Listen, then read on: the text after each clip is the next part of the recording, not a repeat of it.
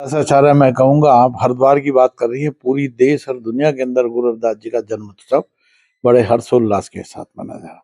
माननीय प्रधानमंत्री जी ने आज पंजाब के अंदर जाकर मनाया और अनेकों गणमान्य लोग, सांसद, विधायक, मंत्री आप देखेंगे और बड़े बड़े महान संत। मैं समझता हूँ इस बार उनकी शुभकामनाएं, बहन नितंबरा की शुभकामनाएं, अवधेशानंद जी की शुभकामनाएं, बड़े बड़े जो हम हमारे देश की सांस्कृतिक विरासत को जिन्होंने सनातन की ओर बढ़ाया, ऐसे महापुरुषों का भी गुरु रविदास जी के जन्म उत्सव पर शुभकामनाएं, संदेश फेसबुक और मीडिया के ऊपर डाले गए हैं। मैं उनको कोटि कोटि आभार व्यक्त करता हूँ। रविदास जी खुद में ही एक बहुत बड़े संत थे। उनका कहना था, मन चंगा तो कटौती में गंगा। लेकिन आज की पीढ़ी भक्ति भी कर रही है, लेकिन उसके बावजूद भी नशाखोरी वगैरह की तरफ जा रही है। तो उनके लिए क्या संदेश देना चाहेंगे? देखिए, मैं कहना चाहूंगा, गुरुजी ने आपने संत की बात की है।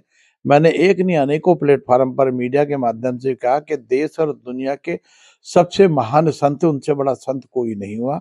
जब उस संत की परिपाटी में आप कोई चर्चा करेंगे तो गुरु रविदास जी का उन्होंने कहा था, तो ही मोही मोही तो ही अंतर कैसा, कने की कटी की जल तरंग जैसा। ये शब्द उनके मुख से तब निकले, श्री मुख से, जब उन्होंने ईश्वर की प्राप्ति कर ली। ऐसे महान संत जिन्होंने चरम शोधन का काम करते करते ईश्वर की प्राप्ति करके भक्ति संदेश के माध्यम से कभी कोई नकारात्मक बात नहीं की, सकारात्मक बात की है। उन्होंने जो संदेश दिया था, ऐसा चाहूं राज में मिले सबन को अन, छोट बड़े सम बसे रविदास रहे प्रसन्न। इसके पीछे उनका सार था कि सब बेगम सराय में रहे, जहाँ किसी प्रकार का गम ना हो, सबको भरपूर अन्न मिले, रहने के लिए मकान मिले, कारोबार मिले।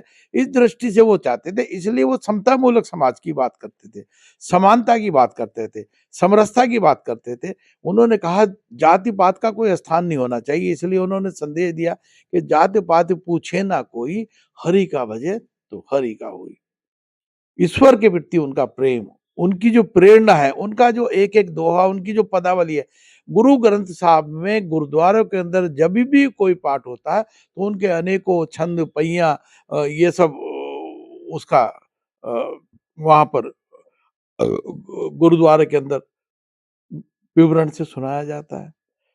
जब एक बार मन की बात में माननीय प्रधानमंत्री जी कह रहे थे कि जाति जात में जात है जो केलन के पात, रविदास ना माना जुड़ सके लो ना जात में जात। उन्होंने उदाहरण दे के बताया गुरु रविदास जी का कि ये एक ऐसी जातियों में बटा हुआ हमारा समाज है।